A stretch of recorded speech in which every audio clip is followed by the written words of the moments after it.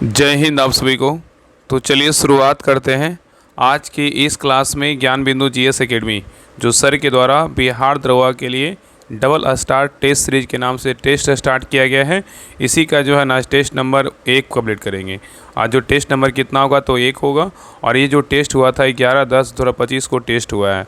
और सर के द्वारा जो है ना बोला गया कि आपका टोटल इसमें जो है ना 20 सेट होगा, और आपका ये जो सेट चलने वाला है आपका सैटरडे संडे को चलेगा। तो जिनको भी ये टेस्ट चाहिए आप लोग एप्लीकेशन ज्ञान बिंदु का प्ले स्टोर से डाउनलोड कीजिए, वहाँ पे जाके आप चेक कीजिएगा तो आपको डबल स्टार टेस्ट सीरीज के नाम से जो है ना लोगो दिखेगा। तो उस पर क्लिक करके आप ये जो है ना टेस्ट सीरीज को बाय कर सकते हैं।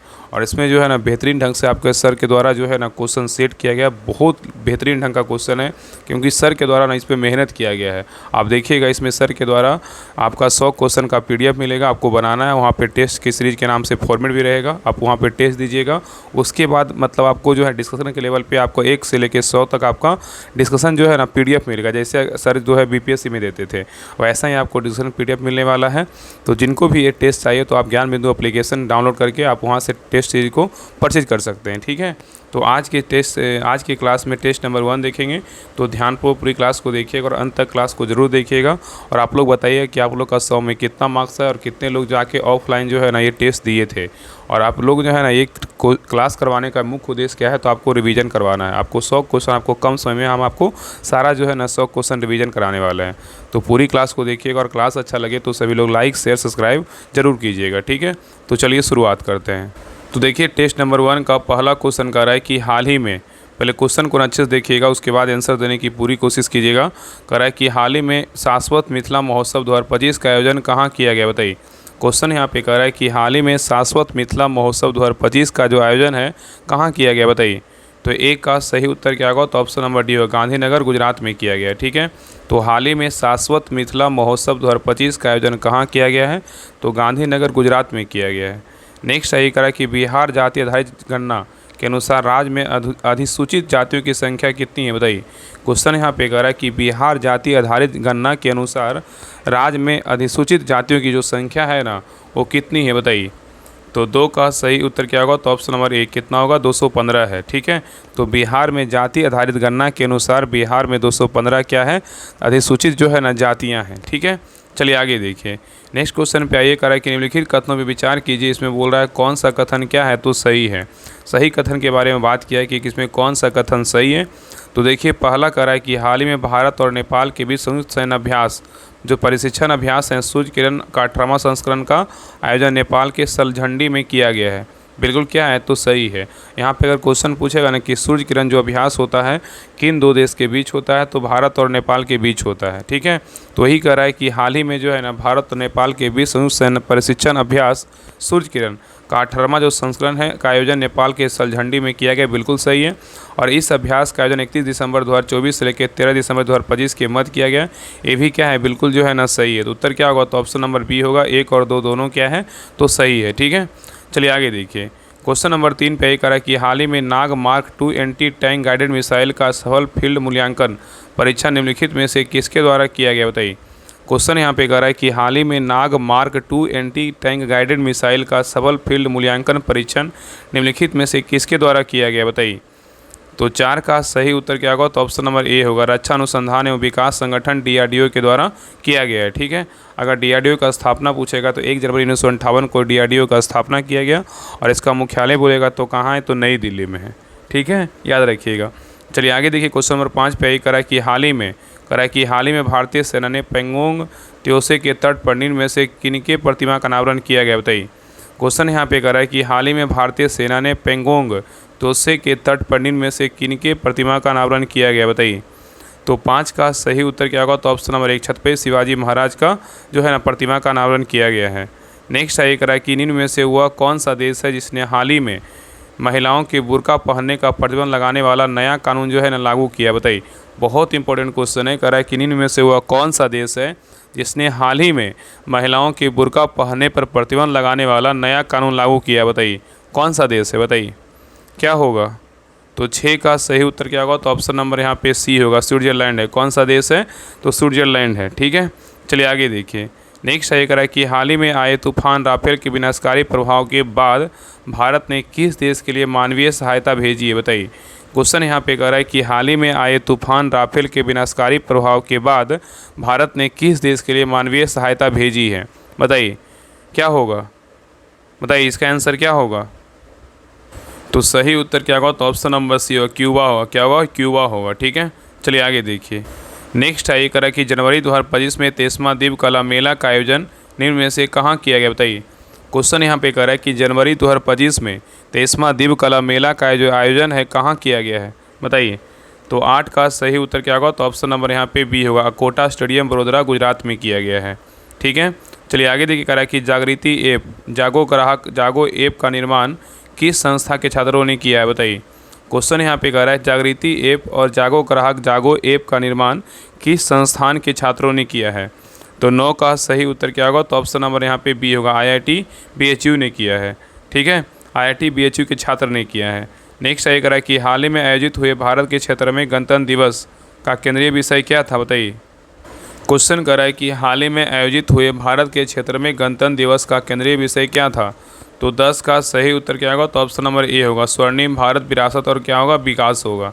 नेक्स्ट है ये कह रहा है कि हाल ही में ऑस्कर 2025 के लिए सर्वश्रेष्ठ विदेशी फिल्म की श्रेणी में भारत की कौन सी फिल्म जो है ना चुनी गई, बताइए।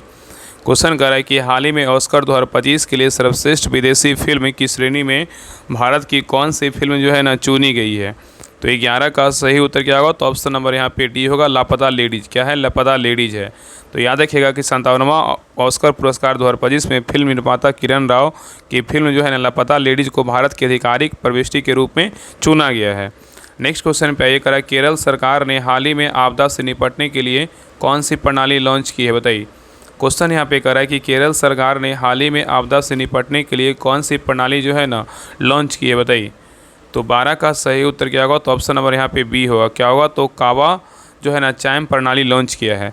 तो केरल सरकार ने 21 जनवरी 2025 को आपदा से निपटने के लिए कावा चैम नामक एक जो है ना आपदा चेतावनी प्रणाली क्या है, तो लॉन्च किया है। ठीक है, चलिए आगे देखिए। कह रहा है कि निम्नलिखित में से किस राज्य में भारत का पहला ग्लास सी ब्रिज का निर्माण किया गया, बताइए। क्वेश्चन यहाँ पे कह रहा है कि निम्नलिखित में से किस राज्य में भारत का पहला ग्लास सी ब्रिज का निर्माण किया गया, बताइए। कौन सा राज्य में किया गया है। तो 13 का सही उत्तर क्या होगा, तो ऑप्शन नंबर 1 तमिलनाडु में किया गया। कहाँ किया गया, तमिलनाडु में किया गया। ठीक है, नेक्स्ट है कह रहा है कि हाल ही में राजस्थान में भारत पाकिस्तान सीमा पर शुरू किया गया ऑपरेशन सर्द हवा। यहाँ पे क्वेश्चन कर रहे हैं कि हाल ही में राजस्थान में भारत पाकिस्तान सीमा पर शुरू किया गया ऑपरेशन सर्द हवा किसके द्वारा शुरू किया गया, बताइए। बताइए क्या होगा। तो 14 का सही उत्तर क्या होगा, तो ऑप्शन नंबर यहाँ पे क्या होगा, तो बी होगा, सीमा सुरक्षा बल के द्वारा जो है इसको स्टार्ट किया गया है। ठीक है, नेक्स्ट है कह रहा है कि हाल ही में जीनोम इंडिया डेटा कॉन्क्लेव का आयोजन किस शहर में किया गया, बताइए। क्वेश्चन कर रहा है कि हाल ही में जीनोम इंडिया डेटा कॉन्क्लेव का आयोजन किस शहर में किया गया है। तो 15 का सही उत्तर क्या होगा, तो ऑप्शन नंबर सी होगा, नई दिल्ली में किया गया। कहाँ किया गया, नई दिल्ली में किया गया। नेक्स्ट है कह रहा है कि निम्नलिखित में से किस राज्य में भारत का पहला भारत निर्मित सर्जिकल रोबोट SSI मंत्रा स्थापित किया गया। कहाँ किया गया, बताइए। क्वेश्चन यहाँ पे कह रहा है कि निम्नलिखित में से किस राज्य में भारत का पहला भारत निर्मित सर्जिकल रोबोट SSI मंत्रा स्थापित किया गया, कहाँ, बताइए। तो 16 का सही उत्तर क्या होगा, तो ऑप्शन नंबर बी, कहाँ किया गया, तो महाराष्ट्र में किया गया है। नेक्स्ट है कह रहा है कि हाल ही में 18वां प्रवासी भारतीय दिवस सम्मेलन का आयोजन कहाँ किया गया, बताइए। क्वेश्चन यहाँ पे कह रहा है कि हाल ही में 18वां प्रवासी भारतीय दिवस सम्मेलन का आयोजन जो है कहाँ किया गया, बताइए। तो 17 का सही उत्तर क्या होगा, तो ऑप्शन नंबर यहाँ पे क्या होगा, तो बी, भुवनेश्वर उड़ीसा में किया। कहाँ किया गया, भुवनेश्वर उड़ीसा में किया गया है। ठीक है, चलिए आगे देखिए। नेक्स्ट है कह रहा है कि हाल ही में अंतर्देशीय जलमार्ग विकास परिषद की पहली बैठक जो है ना कहाँ आयोजित की गई, बताइए। क्वेश्चन यहाँ पे कह रहा है कि हाल ही में अंतर्देशीय जलमार्ग विकास परिषद की पहली बैठक जो है ना कहाँ आयोजित किया गया है। तो 18 का सही उत्तर क्या होगा, तो ऑप्शन नंबर यहाँ पे डी होगा, कोलकाता में किया गया। कहाँ किया गया, कोलकाता में किया गया। ठीक है, चलिए आगे देखिए। कह रहा है कि हाल ही में भारत के किस राज्य में राष्ट्रीय हल्दी बोर्ड का उद्घाटन किया गया, बताइए। क्वेश्चन कर रहा है कि हाल ही में भारत के किस राज्य में राष्ट्रीय हल्दी बोर्ड का उद्घाटन किया गया, बताइए। कहाँ किया गया। तो 19 का सही उत्तर क्या होगा, तो ऑप्शन नंबर डी, कहाँ, निजामाबाद तेलंगाना में किया गया है।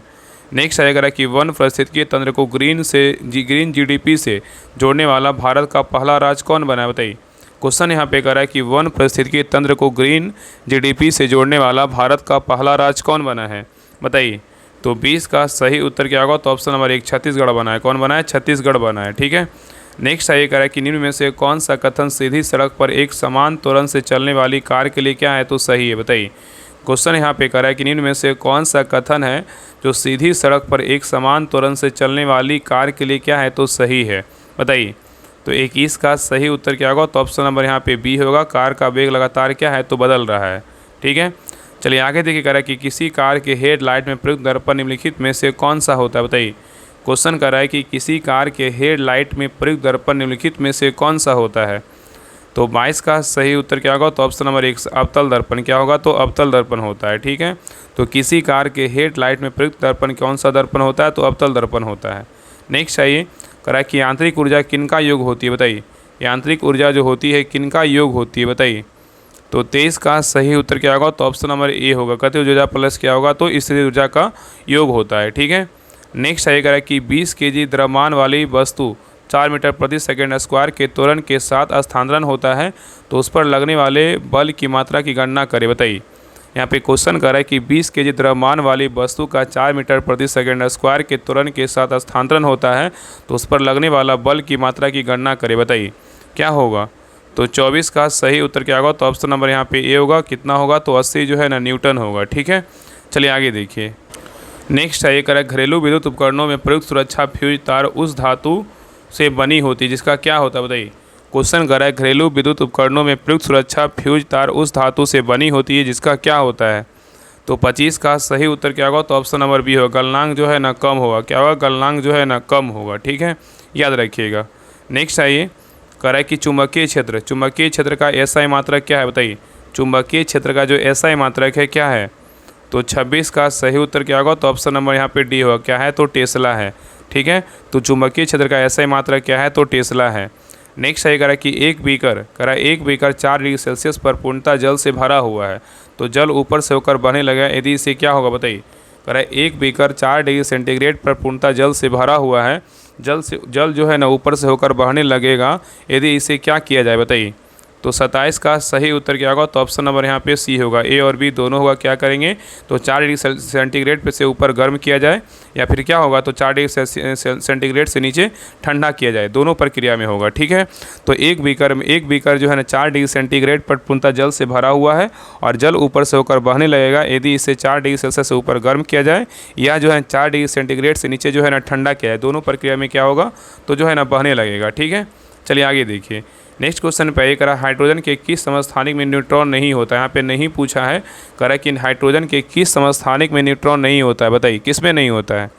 तो 28 का सही उत्तर क्या होगा? तो ऑप्शन नंबर यहाँ पे सी होगा। प्रोटियम में क्या होता है? नहीं होता है। ठीक है। तो हाइड्रोजन तत्व जो है ना यहाँ पे क्या होगा? तो प्रोटियम में क्या होता है? नहीं पाया जाता है। ठीक है, याद रखिएगा। हाइड्रोजन के समस्थानिक क्या है? तो प्रोटियम है। प्रोटियम में क्या न्यूट्रॉन जो है ना नहीं पाया जाता है। क्या होगा यहाँ पे? क्या आंसर होगा? तो प्रोटियम होगा। नेक्स्ट आइए कह रहा है कि एक घोल में 450 ग्राम पानी और 50 ग्राम जो है ना समान नमक है तो घोल की सांद्रता क्या होगा? बताइए। कह रहा है एक घोल में 450 ग्राम पानी और 50 ग्राम समान नमक है तो घोल की सांद्रता जो है ना क्या होगा? बताइए। तो 29 का सही उत्तर क्या होगा? तो ऑप्शन नंबर सी होगा। कितना होगा? तो 10% होगा। ठीक है। यहाँ पे इसको निकालने के लिए क्या करना पड़ेगा ना? विलय की मात्रा बटा बिलियन की मात्रा गुना करिए 100 करिएगा तो मान बैठा करके जो है ना इसका आंसर कितना आएगा? तो 10% आएगा। ठीक है। चलिए आगे देखिए। नेक्स्ट क्वेश्चन पे आइए। कह रहा है कि मीथेन CH4 में किस प्रकार का बंध होता है? बताइए। कह रहा है कि मीथेन जो है ना मीथेन में किस प्रकार का बंध होता है? बताइए। तो 30 का सही उत्तर क्या होगा? तो ऑप्शन नंबर यहाँ पे ए होगा। एकल बंध होता है। क्या होता है? एकल बंध होता है। ठीक है। नेक्स्ट आइए कह रहा है कि प्लास्टर ऑफ पेरिस POP के सेट होने की प्रक्रिया में क्या होता है? बताइए। क्वेश्चन यहाँ पे कह रहा है कि प्लास्टर ऑफ पेरिस POP के सेट होने की प्रक्रिया में क्या होता है? तो 31 का सही उत्तर क्या होगा? तो ऑप्शन नंबर यहाँ पे ए होगा। अनहाइड्रेट के बढ़ने का क्या है? हाइड्रेशन है। ठीक है। चलिए आगे देखिए। नेक्स्ट क्वेश्चन पे ये कह रहा है कि निम्नलिखित में से कौन सा कथन सही है क्या है गलत है? यहाँ पे बोल रहा है ना कि निम्नलिखित में से कौन सा कथन सही है या तो गलत है? बताइए इसमें कौन सही है और कौन गलत है? तो देखिए पहला कह रहा है ना कि कथन ए कह रहा है कि H2S हवा में जलकर और H2O एवं SO2 देता है। ये क्या है? बिल्कुल सही है। देखिए पहला कथन कह रहा है कि H2S हवा में जलकर और H2O एवं SO2 देता है। बिल्कुल क्या है? तो सही है।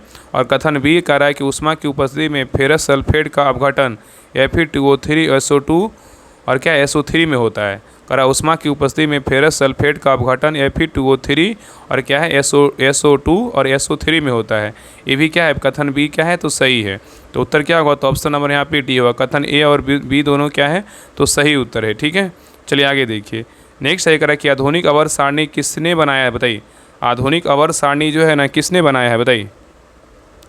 तो 33 का सही उत्तर क्या होगा, तो ऑप्शन नंबर यहाँ सी होगा, न्यूलैंड ने बनाया। कौन बनाया, न्यूलैंड ने बनाया। नेक्स्ट है अगर कोशिका में केंद्र का क्या कार्य है, बताइए। कोशिका में जो है ना केंद्र का क्या कार्य है।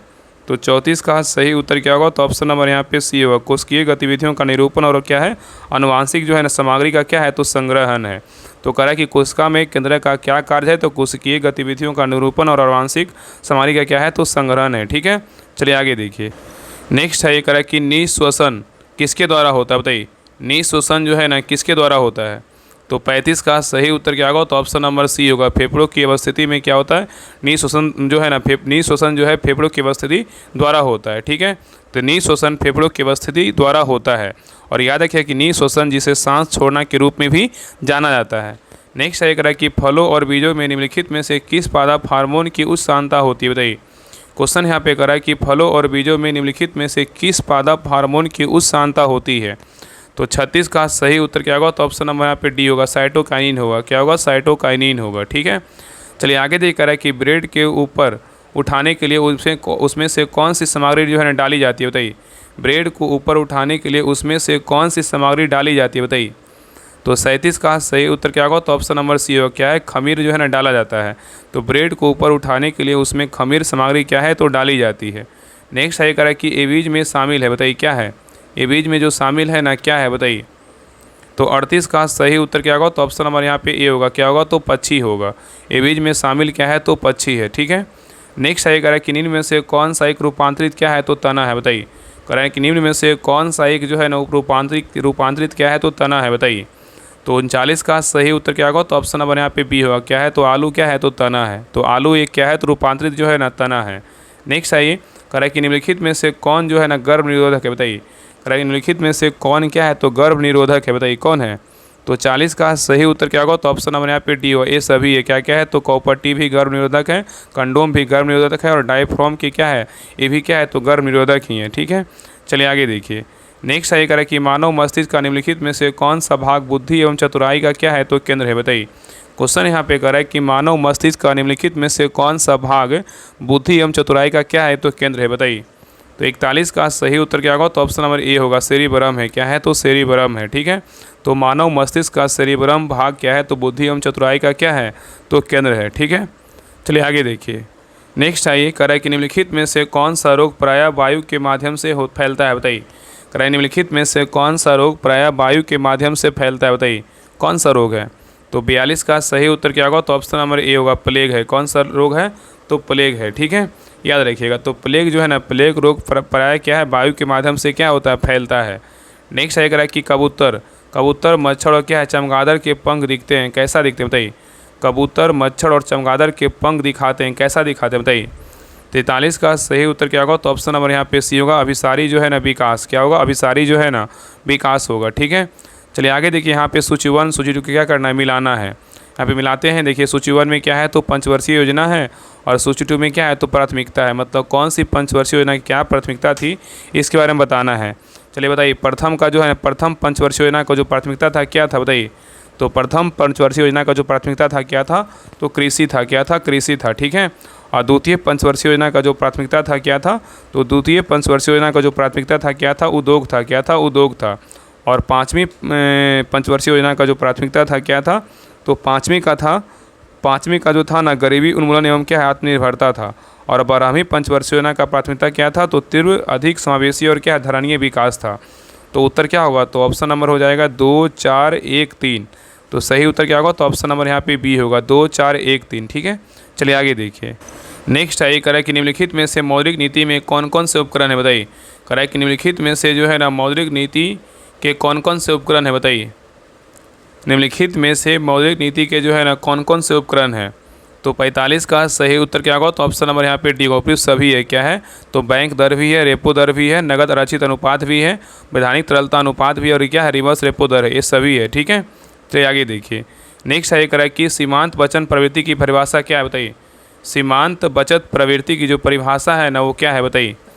तो 46 का सही उत्तर क्या होगा, तो ऑप्शन नंबर यहाँ पे क्या होगा, तो डी है। क्या होगा, तो ट्रायंगल एस बाई क्या होगा, ट्रायंगल जो है ना बाई होगा। ठीक है, चलिए आगे देखिए। नेक्स्ट आइए करा कि निम्नलिखित में से कौन सा कथन क्या है, तो गलत है। गलत को छांटना है, बताइए। चारों ऑप्शन को पढ़िए और बताइए इसमें कौन सा कथन जो है ना गलत है, बताइए। बताइए कौन गलत है। तो देखिए पहला कह रहा है कि साधन लागत, कह रहा है कि साधन लागत पर शुद्ध राष्ट्रीय उत्पाद को राष्ट्रीय आय कहा जाता है, बिल्कुल क्या है, तो सही है। साधन लागत पर शुद्ध राष्ट्रीय उत्पाद को राष्ट्रीय आय कहते हैं, बिल्कुल सही है। और नेक्स्ट कह रहा है कि सभी अंतिम वस्तुओं एवं सेवाओं पर बाजार का मूल ही बाजार कीमत पर सकल राष्ट्रीय उत्पाद है। बोल रहा है कि सभी अंतिम वस्तुओं एवं सेवाओं का बाजार मूल्य ही बाजार कीमत पर सकल राष्ट्रीय क्या है, उत्पाद है। ये भी क्या है, बिल्कुल जो है ना सही है।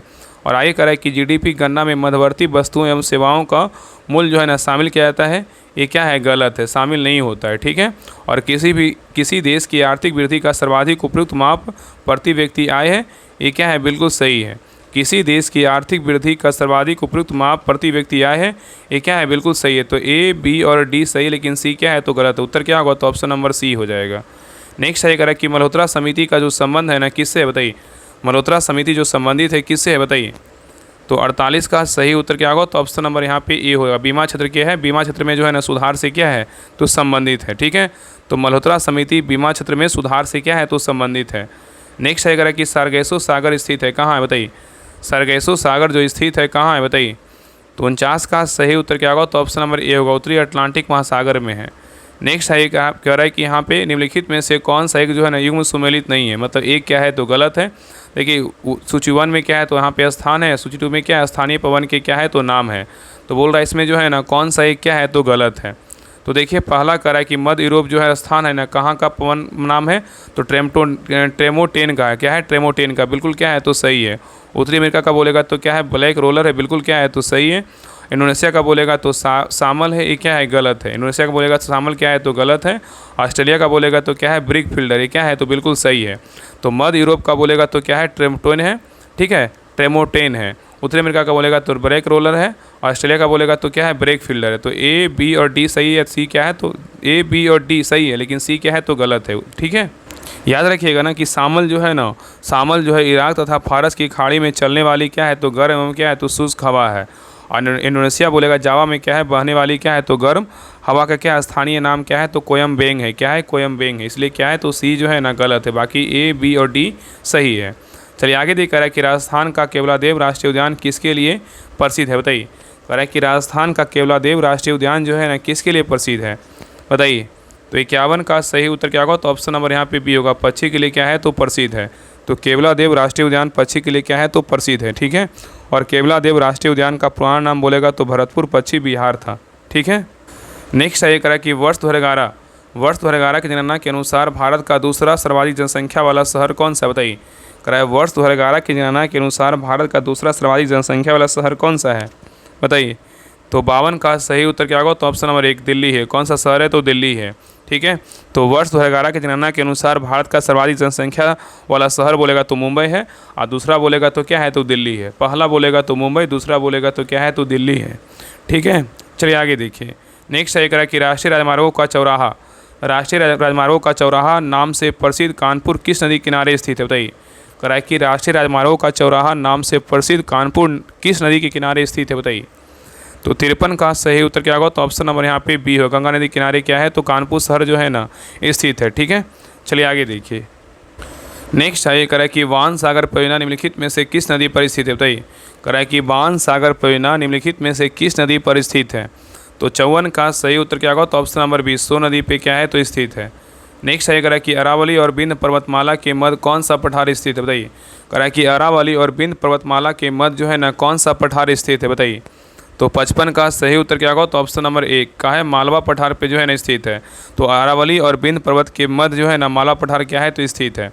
अरावली और बिंद पर्वतमाला के मध्य कौन सा है, तो मालवा पठार क्या है, तो स्थित है। ठीक है, और मालवा का पठार क्या है, विंध्याचल पर्वत है कि विंध्याचल पर्वत के उत्तर पश्चिम में त्रिभुजाकार आकृति में विस्तृत है, और यह ग्रेनाइट की चट्टानों से क्या है, तो बना है। चलिए आगे देख रहा है कि जैव आवर्धन के संदर्भ में निम्न कथनों पर विचार कीजिए। कह रहा है कि जैव आवर्धन के संदर्भ में निम्न कथनों पर विचार कीजिए। इसमें बोल रहा है कि कौन सा कथन क्या है, तो सही है, बताइए। यहाँ पे कौन सा कथन सही होगा बताइए, क्या होगा? तो देखिए पहला कह रहा है ना कि इनकी जयवर्धन के बारे में बोल रहा है कि इनकी सांद्रता प्रत्येक पोषक स्तर पर घटती जाती है, ये क्या है, बिल्कुल जो है ना गलत है।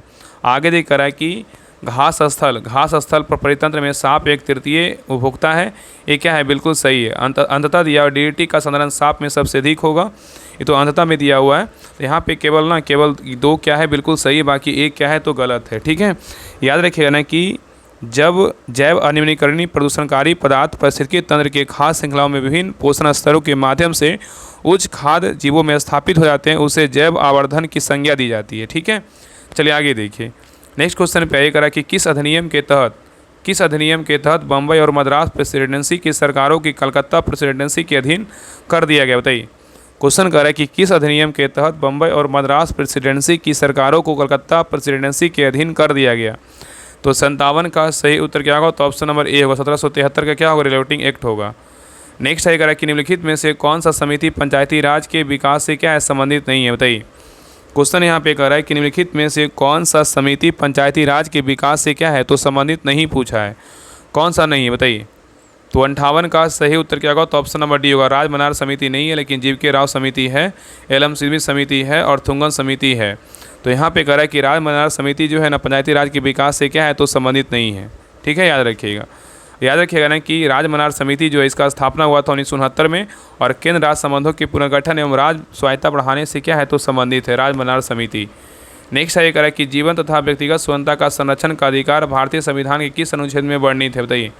क्वेश्चन कह रहा है कि जीवन तथा व्यक्तिगत स्वतंत्रता का संरक्षण का अधिकार भारतीय संविधान के किस अनुच्छेद में वर्णित है? तो 59 का सही उत्तर क्या होगा? तो ऑप्शन नंबर यहाँ पे क्या हो जाएगा? तो सही उत्तर ना ऑप्शन नंबर सी। अनुच्छेद कितना है? तो 21 है। तो याद है कि अनुच्छेद 21 के तहत जीवन तथा व्यक्तिगत स्वतंत्रता का संरक्षण का क्या है, अधिकार का वर्णन किया गया है। चलिए आगे देखा रहा है कि निम्नलिखित में से किसकी नियुक्ति राज्यपाल द्वारा नहीं की जाती है, बताइए। क्वेश्चन कर रहा है कि निम्नलिखित में से किसकी नियुक्ति जो है राज्यपाल के द्वारा नहीं की जाती है, बताइए। तो 60 का सही उत्तर क्या होगा? तो ऑप्शन नंबर डी होगा। उच्च न्यायालय के न्यायाधीश की नियुक्ति राज्यपाल के द्वारा नहीं होता है, लेकिन मुख्यमंत्री का होता है, राज्य निर्वाचन आयुक्त का होता है, राज्य के महाधिवक्ता का होता है।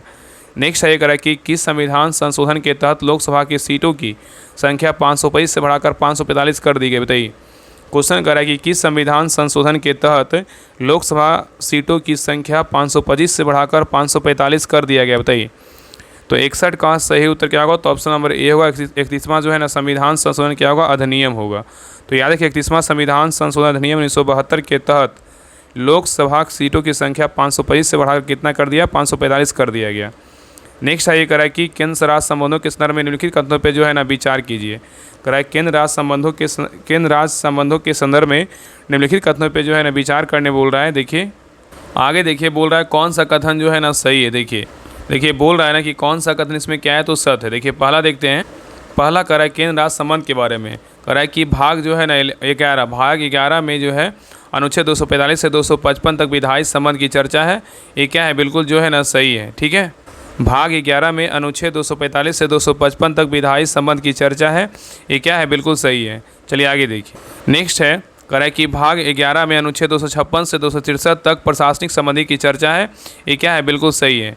और भाग 11 में बोला अनुच्छेद 268 से 293 तक वित्तीय संबंध की चर्चा, ये क्या है? बिल्कुल जो है ना गलत है। तो उत्तर क्या होगा? तो ऑप्शन नंबर यहाँ पे ए होगा। केवल 1 और 2 क्या है? बिल्कुल सही है। ठीक है, याद रखिएगा कि भारतीय संविधान के भाग 11 में अनुच्छेद जो है 245 से जो 255 तक केंद्र राज्य संबंधी विधायी संबंधों की चर्चा है, याद रखिएगा। ठीक है, चलिए आगे देखिए कह रहा है कि यहाँ पे देखिए मिलान करने बोल रहे हैं। यहाँ पे सूची 1 में क्या है तो भारतीय संविधान के भाग है और सूची 2 में क्या है तो संबंधित विषय है। मतलब कौन सा संविधान के भाग में कौन सा विषय है इसके बारे में बताना है। चलिए बताइए भाग 1 में किसका चर्चा है, बताइए। भाग 1 में जो है ना किसका चर्चा है? तो भाग 1 में क्या है तो इसमें जो है ना संघ एवं क्या है उसका राज क्षेत्र है। भाग बताइए भाग जो है ना 8 में क्या है, बताइए। भाग 8 में क्या है, बताइए। तो भाग 8 में क्या है तो केंद्र शासित प्रदेशों के क्या है तो प्रशासन से क्या है तो संबंधित है। और क्वेश्चन पूछा है केंद्र शासित प्रदेशों के प्रशासन संबंधित कौन सा भाग में, तो भाग जो है ना 8 में है। नेक्स्ट आइए, नेक्स्ट है भाग 14। भाग 14 में क्या है, बताइए। भाग कितना है तो 14 है। भाग 14 में क्या है तो भाग 14 में है संघ एवं राज्यों के क्या अधीन सेवा जो है ना सेवाएं हैं। और भाग 18 में क्या है, तो भाग 18 में क्या है, तो अपात उपबंध है। तो भाग 1 में बोलेगा तो संघ एवं उसका राज्य क्षेत्र है। भाग 3 में बोलेगा तो क्या है, केंद्र शासित प्रदेशों के प्रशासन से संबंधित है। और भाग 14 में बोलेगा तो संघ एवं राज्यों के अधीन लोक सेवाएं हैं। और भाग 18 में क्या है, तो अपात उपबंध है। तो उत्तर क्या होगा, तो ऑप्शन नंबर यहाँ पे हो जाएगा 1 4 3 2। तो ऑप्शन नंबर जो है ना यहाँ पे डी होगा। क्या होगा, तो डी होगा।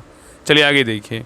नेक्स्ट क्वेश्चन पे ये करा कि निम्नलिखित कथनों में से कौन सा कथन क्या है, तो गलत है, मतलब असत्य है। कौन सा कथन असत्य है, इसके बारे में बताना है।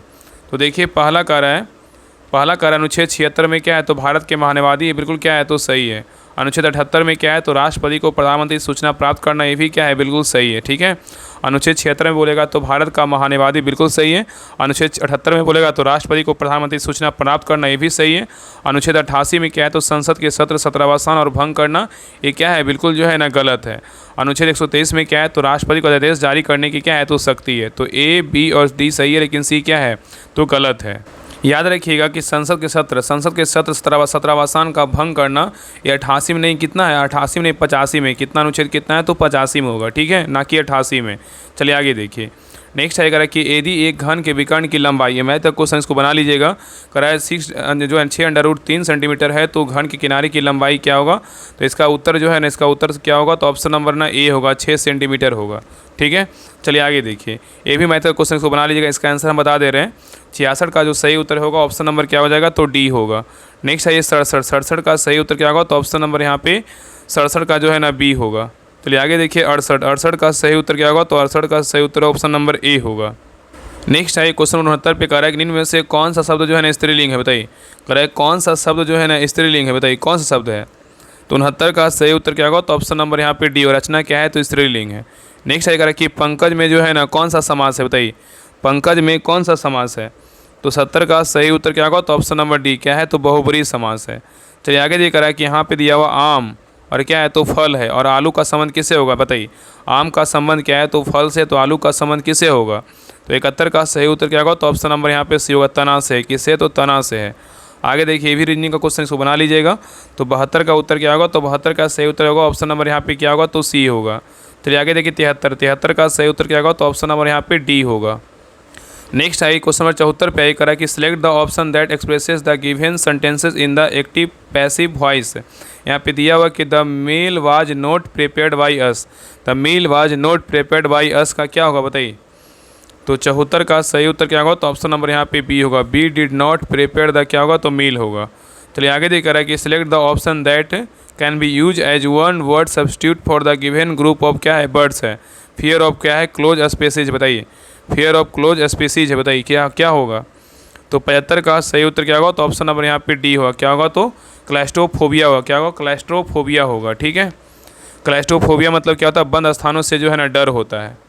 नेक्स्ट आइए कराए कि निम्नलिखित में से सबसे पुरानी शास्त्रीय भाषा कौन सी, बताइए। कराए कि निम्नलिखित में से सबसे पुरानी जो शास्त्रीय भाषा है ना, वो कौन सा है। तो 76 का सही उत्तर क्या होगा, तो ऑप्शन नंबर यहाँ पे सी होगा, तमिल है। क्या है, तो तमिल है। ठीक है, और याद रखिएगा ना कि सबसे पुरानी शास्त्रीय भाषा क्या है, तो तमिल है। और इसे 2004 में शास्त्रीय भाषा का जो है ना दर्जा दिया गया था। नेक्स्ट है कि पंडित रविशंकर का संबंध किस वाद्य यंत्र से, बताइए। पंडित रविशंकर का जो संबंध है ना किस वाद्य यंत्र से, बताइए। तो 77 का सही उत्तर क्या होगा, तो ऑप्शन नंबर यहाँ पे बी होगा, सितार से संबंधित है। किससे है, सितार से है। ठीक है, चलिए आगे देखिए। नेक्स्ट है ये कह रहा है कि नीचे दिए गए बिहार के राजवंशों को कालानुक्रम व्यवस्थित कीजिए। मतलब नीचे दिए गए बिहार के राजवंश दिया हुआ है, उसको क्रम के अनुसार जो है व्यवस्थित करना है, बताइए कौन सा होगा। तो 78 का सही उत्तर क्या होगा, तो ऑप्शन नंबर यहाँ पे बी हो जाएगा। पहले क्या होगा, तो मौर्य वंश, उसके बाद क्या होगा, तो कण्व वंश, उसके बाद क्या हो जाएगा, तो यहाँ पे पहले ना मौर्य वंश के बाद क्या होगा, तो कण्व वंश, उसके बाद क्या होगा, तो पाल वंश, उसके बाद क्या होगा, कर्नाट वंश होगा। ठीक है, तो याद रखिए ना कि बिहार प्रशासन करने वाले राजवंशों का क्रम क्या होगा, तो पहले क्या हो जाएगा, तो हर्यक वंश। ठीक है, उसके बाद क्या होगा, तो सुनाग वंश, उसके बाद क्या होगा, तो नंद वंश, उसके बाद क्या होगा, तो मौर्य वंश, उसके बाद क्या होगा, तो शुंग वंश, उसके बाद कण्व वंश, फिर गुप्त वंश, फिर क्या होगा, मौखरी वंश, फिर क्या होगा, तो पाल वंश, फिर क्या होगा, तो कर्नाट वंश होगा। ठीक है, इसका ट्रिक भी होता है, हसीन मासुका होता है। इसका ट्रिक याद रखिएगा, इसका ट्रिक होता है हसीन मासुका, उस पर जो है ना सारा बैठ जाता है। ठीक है, चलिए आगे देखिए। नेक्स्ट है कर्नाट वंश के संस्थापक नान्यदेव को कौन सी उपाधि धारण की थी, बताइए। क्वेश्चन कर रहा है कि कर्नाट वंश के संस्थापक नान्यदेव ने कौन सी उपाधि धारण की थी। तो 79 का सही उत्तर क्या होगा, तो ऑप्शन नंबर यहाँ पे भी होगा। कर्नाट कुल जो है ना भूषण की उपाधि धारण किया था। चलिए आगे देखिए। नेक्स्ट है ये करा कि निम्नलिखित में से कौन सा जिला बिहार के कृषि जलवायु क्षेत्र जोन जो है ना 3A के अंतर्गत शामिल है, बताइए। क्वेश्चन करा है कि निम्नलिखित में से कौन सा जिला है जो बिहार के कृषि जलवायु क्षेत्र जोन 3A के अंतर्गत क्या है तो शामिल है, बताइए। तो 80 का सही उत्तर क्या होगा, तो ऑप्शन नंबर यहाँ पे बी होगा, शेखपुरा, और क्या है तो मुंगेर है। चलिए आगे देख रहा है कि फ्रांस में राज द्वारा तीसरे स्टेट के लोगों से वसूल किए जाने वाले करों को क्या कहा जाता था, बताइए। कह रहा है कि फ्रांस में राज द्वारा तीसरे स्टेट के लोगों से वसूल किए जाने वाले करों को जो है ना क्या कहते थे। तो 81 का सही उत्तर क्या होगा, तो ऑप्शन नंबर डी, क्या कहते थे, टाइल कहते थे। नेक्स्ट है कह रहा है कि अक्टूबर क्रांति जो है ना किससे संबंधित है, अक्टूबर जो क्रांति है किससे संबंधित है। तो 82 का सही उत्तर क्या होगा, तो ऑप्शन नंबर डी, रूस की क्रांति से। किससे, तो रूस की क्रांति से है। नेक्स्ट है कह रहा है कि निम्नलिखित सुमेलित करनी, यहाँ पे देखिए सुमेलित करना है। सूची 1 में क्या है तो अभिलेख है, सूची 2 में क्या है तो शासक है। कौन सा अभिलेख का जो संबंध है ना किस शासक से, इसके बारे में बताना है, ठीक है। तो देखिए पहला है कि हाथी गुफा अभिलेख जो है ना कौन सा शासक से क्या है तो संबंधित है, बताइए। तो हाथी गुफा अभिलेख बोलेगा तो किससे संबंधित है, खारवेल से क्या है तो संबंधित है। और एहोल अभिलेख बोलेगा तो किस शासक संबंधित है, तो एहोल अभिलेख का जो संबंध है किससे है तो पुलकेशिन द्वितीय से। किससे, पुलकेशिन द्वितीय से है। और जूनागढ़ अभिलेख का संबंध बोलेगा तो किससे, तो जूनागढ़ अभिलेख का संबंध बोलेगा तो किससे, रुद्रदामन से है। और भीतरी स्तंभ लेख का संबंध बोलेगा तो किससे, स्कंदगुप्त से है। तो उत्तर क्या होगा, तो ऑप्शन नंबर ए हो जाएगा। 2, 3, 1 क्या होगा तो 4 होगा। चलिए आगे दिखा रहा है कि अभिलेखों का अध्ययन जो है ना क्या कहलाता है, बताइए। अभिलेखों का अध्ययन जो है ना क्या कहते हैं, बताइए। तो 84 का सही उत्तर क्या होगा, तो ऑप्शन नंबर यहाँ पे क्या हो जाएगा, तो सही उत्तर सी हो जाएगा। क्या बोलते हैं, एपीग्राफी बोलते हैं। क्या बोलते हैं, एपीग्राफी बोलते हैं। अभिलेखों का अध्ययन बोले एपीग्राफी, चट्टानों का अध्ययन बोलेगा तो पेट्रोलॉजी, और मिट्टी का अध्ययन बोलेगा तो क्या बोलते हैं, पेडोलॉजी, और सिक्कों का अध्ययन बोलेगा तो निमेट्रोमेटिक्स बोलते हैं, और जल का अध्ययन बोलेगा तो हाइड्रोलॉजी बोलते हैं। तो ये सारा पॉइंट ना याद रखिएगा। चलिए आगे देख रहे हैं, निम्न कथनों पे जो है ना विचार कीजिए। निम्न कथनों पर विचार कीजिए बोल रहा है कि सही कूट का जो है ना चयन कीजिए। इसमें सही कथन कौन सा है, बताइए। दोनों ऑप्शन को पढ़िए, बताइए इसमें कौन सा सही है। तो देखिए पहला कह रहा है कनरिया महादेव का मंदिर द्रविड़ शैली में बना है, ये क्या है, बिल्कुल जो है ना गलत है। कनरिया महादेव द्रविड़ शैली में बना हुआ बिल्कुल गलत है। और गुप्त शासकों ने शीशे के सिक्के सर्वाधिक जारी किए थे, ये भी क्या है तो गलत। उत्तर क्या होगा, तो ऑप्शन नंबर यहाँ पे डी हो जाएगा। इनमें से कोई नहीं, मतलब दोनों क्या है तो गलत है। याद रखें, उत्तर भारत में खजुराहो का कनरिया महादेव का मंदिर जो है ना द्रविड़ शैली में नहीं, क्या है तो नागर शैली में बना हुआ है, ठीक है, याद रखिएगा। और उत्तर भारत के मंदिर नागर शैली, मध्य भारत के मंदिर बेसर शैली, और दक्षिण भारत के मंदिर द्रविड़ शैली में क्या है तो निर्मित है, ठीक है। और याद रखिए कि सातवाहनों ने शीशे तथा गुप्त शासकों ने सोने के सर्वाधिक सिक्के जारी किए थे। सातवाहनों ने शीशे तथा गुप्त शासकों ने सोने के सर्वाधिक सिक्के जो है जारी किए थे, इसलिए क्या है दोनों कथन क्या है तो गलत है। चलिए आगे देख रहा है कि इनमें से कौन सा वेद त्रयी का हिस्सा है, बताइए। कह रहे हैं इनमें से कौन सा वेद जो है ना त्रयी का हिस्सा है, बताइए। सही कूट का चयन कीजिए। तो 86 का सही उत्तर क्या होगा, तो ऑप्शन नंबर यहाँ पे सी होगा। 1, 2, 3 कौन कौन है, ऋग वेद है, यजुर्वेद है, और क्या है तो साम वेद है, ठीक है। ये सब क्या है तो वेद त्रयी वेद है। कौन कौन, ऋग वेद, यजुर्वेद, और क्या है तो साम वेद है। चलिए आगे देख रहा है कि ब्राह्मण साहित्य के कालानुक्रम अवरोही क्रम में सजाएं। ब्राह्मण साहित्य को कालानुक्रम अवरोही क्रम में सजाएं, बताइए क्या होगा। तो 87 का सही उत्तर क्या होगा, तो ऑप्शन नंबर यहाँ पे ए होगा। वेद होगा, फिर ब्राह्मण होगा, फिर अरण्यक होगा, फिर क्या होगा उपनिषद होगा, ठीक है। चलिए आगे देखिए, यहाँ पे जो है ना सिंपल याद रखिएगा कि वेद जो है ना, वेद जो वेद है, वेद के पश्चात क्या होगा, वेद के बाद क्या होगा ब्राह्मण आएगा, और ब्राह्मण के बाद अरण्यक आएगा, अरण्यक के बाद कौन आएगा, उपनिषद आएगा। नेक्स्ट क्वेश्चन पे आइए। कह रहा है कि वेदांग की संख्या जो है ना कितनी है, बताइए। वेदांग की जो संख्या है कितनी है, तो 88 का सही उत्तर क्या होगा, तो ऑप्शन नंबर यहाँ पे बी हो। कितना है तो 6 है। वेदांग कितने हैं तो 6 है, ठीक है। कौन कौन है तो शिक्षा है, ज्योतिष है, कल्प है, व्याकरण, निरुक्त, और क्या है तो छंद है। चलिए आगे देखिए, यहाँ भी मिलान करना है। चलिए बताइए, दीवाने बिजारत का क्या होगा, बताइए। दीवाने बिजारत को जो है ना कौन सा विभाग बोलते हैं, बताइए। दीवाने बिजारत को बोलते हैं क्या बोलते हैं, रास एवं जो है ना वित्त विभाग बोलते हैं, ठीक है। और दीवाने आरिज को क्या बोलते हैं, दीवाने आरिज को जो है ना सैन्य विभाग बोलते हैं। और दीवाने रिसालत को क्या बोलते हैं, दीवाने रिसालत को, तो दीवाने रिसालत को क्या बोलते हैं, विदेश मंत्री कहा जाता था। और दीवाने इंसा का बोलेगा तो संचार पत्राचार विभाग बोलते हैं। तो उत्तर क्या होगा, तो ऑप्शन नंबर यहाँ पे ए हो जाएगा। चलिए आगे देखिए, नेक्स्ट क्वेश्चन पे आइए। करा कि अकबर द्वारा शुरू किए गए विभिन्न सुधारों को उनके कालानुक्रम के अनुसार कौन सही है, बताइए। करा अकबर द्वारा शुरू किए गए विभिन्न सुधारों को उनके कालानुक्रम के अनुसार कौन सही है। तो 90 का सही उत्तर क्या होगा, तो ऑप्शन नंबर यहाँ पे क्या हो जाएगा, देखिए बोल रहा है उत्तर में जो है ना सही उत्तर को चुनिए। हमें इसमें देखिए बताइए कौन सही है। तो सही उत्तर होगा ऑप्शन नंबर यहाँ पे सी होगा। ए और डी क्या है, बिल्कुल सही है, ठीक है। यहाँ पे पहला क्या है, 1562 ईस्वी में दास प्रथा की समाप्ति, बिल्कुल सही है। और नेक्स्ट क्या कह रहा है कि इसमें जो है ना 1582 में दीन इलाही धर्म की शुरुआत, ये भी क्या है तो सही है। तो ए और डी सही है, लेकिन बी और सी क्या है तो गलत है, ठीक है। याद रखिएगा ना कि 1562 में दास प्रथा की समाप्ति हुआ था और 1563 में बोलेगा तो क्या हुआ था, तो तीर्थ यात्रा करके जो है समाप्त किया गया था। क्या किया गया था, तो तीर्थ यात्रा करके जो है ना समाप्त किया गया था। और 1564 में हिंदुओं द्वारा हिंदुओं पर लगने वाला जजिया कर को क्या किया समाप्त किया गया था। ठीक है, चलिए आगे देखिए। नेक्स्ट आइए, कह कि निम्नलिखित में से कौन विदेशी यात्री विजयनगर साम्राज्य में आए थे, बताइए। कह रहा है निम्नलिखित में से कौन विदेशी यात्री विजयनगर साम्राज्य में आए थे। तो 91 का सही उत्तर क्या होगा, तो ऑप्शन नंबर यहाँ पे डी होगा। ए और सी क्या होगा, दोनों होगा। कौन कौन आए थे, निकोलो कोंटी भी आए थे और सीजर फ्रेडरिक भी आए थे। नेक्स्ट सही करा कि दक्षिण भारत में भक्ति आंदोलन का उल्लेख सर्वप्रथम किस ग्रंथ में मिलता है, बताइए। करा कि दक्षिण भारत में भक्ति आंदोलन का उल्लेख सर्वप्रथम किस ग्रंथ में मिलता है। तो 92 का सही उत्तर क्या होगा, तो ऑप्शन नंबर यहाँ पे क्या हो जाएगा, तो सही उत्तर को चुनने बोल रहा है कि दक्षिण भारत में भक्ति आंदोलन का उल्लेख सर्वप्रथम किस ग्रंथ में मिलता है।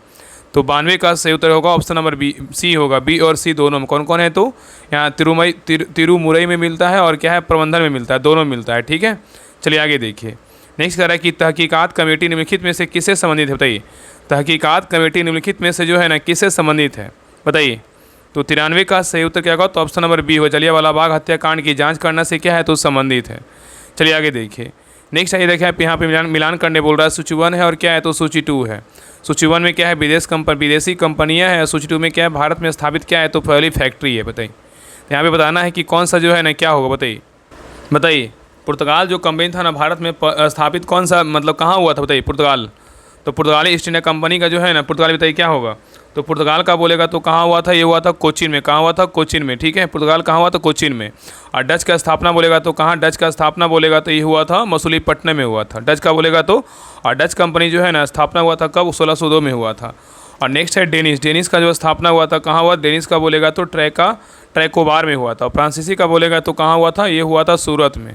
ठीक है, तो याद रखें कि भारत में यूरोपीय कंपनी तथा उनके स्थापना की बात करें तो अगर पुर्तगाली ईस्ट इंडिया कंपनी का स्थापना बोले 1498, अंग्रेजी ईस्ट इंडिया कंपनी का बोले 1600 ईस्वी, और डच ईस्ट इंडिया कंपनी का स्थापना बोले 1602 ईस्वी, और डेनिस ईस्ट इंडिया कंपनी का स्थापना 1616 ईस्वी, और फ्रांसिस ईस्ट इंडिया कंपनी का स्थापना 1664 ईस्वी में इसका स्थापना किया गया था। ठीक है, तो आगे देखिए। तो इसका जो सही उत्तर होगा ना ऑप्शन नंबर 94 का क्या हो जाएगा, तो ऑप्शन नंबर सी होगा। ठीक है, 3 1 4 2। चलिए आगे देखा कि निम्नलिखित में से किस आंदोलन के दौरान बानर सेना एवं मंजरी सेना का गठन किया गया था, बताइए। क्वेश्चन कराए कि निम्नलिखित में से किस आंदोलन के दौरान बानर सेना एवं मंजरी सेना का गठन किया गया था। तो 95 का सही उत्तर क्या होगा, तो ऑप्शन नंबर यहाँ पे क्या हो जाएगा, तो डी होगा। क्या होगा, तो सविना अवज्ञा आंदोलन होगा। ठीक है, तो सविना अवज्ञा आंदोलन के दौरान बानर सेना तथा मंजरी सेना का क्या गया, गठन किया गया था। नेक्स्ट है करेक्ट, निम्नलिखित में से किसने सहायक संधि स्वीकार नहीं किया था, बताइए। निम्नलिखित में से किसने सहायक संधि स्वीकार नहीं किया था। तो 96 का सही उत्तर क्या होगा, तो ऑप्शन नंबर यहाँ पे क्या हो जाएगा, तो सी होलकर ने स्वीकार नहीं किया था, लेकिन भोसले किया था, सिंधिया किया था, पेशवा किया था। ठीक है, नेक्स्ट आइए कह रहा है कि राजा राम मोहन राय के संबंध में असत कथन की जो है ना पहचान कीजिए। इसे बोल रहा है कौन सा कथन क्या है, तो असत है। राजा राम मोहन राय के संबंध में कौन सा कथन असत है। देखिए पहला कह रहा है इन्होंने शुद्धि आंदोलन चलाया था, यही क्या है, बिल्कुल जो है ना गलत है, ये क्या है, असत है। और नेक्स्ट कह रहा है अगस्त 1828 में ब्राह्म समाज की स्थापना किसने किया था, राजा राम मोहन राय ने किया था।